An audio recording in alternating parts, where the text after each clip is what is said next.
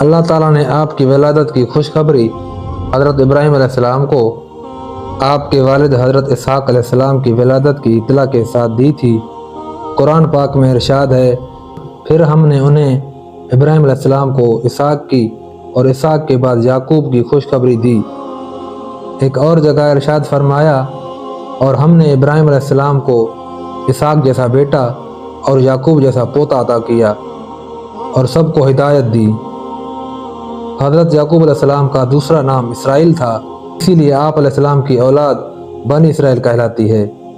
اسرائیل دو الفاظ اسرا اور ال، اسرا عبد کو کہتے ہیں اور ال کی معنی اللہ کے ہیں۔ یوں اسرائیل کا مطلب اللہ کا بندہ ہوا۔ اللہ تعالیٰ نے حضرت یعقوب علیہ السلام کو یہ فضیلت بھی عطا فرمائی کہ بنی اسرائیل میں مبعوث ہونے والے تمام پیغمبر ہی آپ ہی کی نسل سے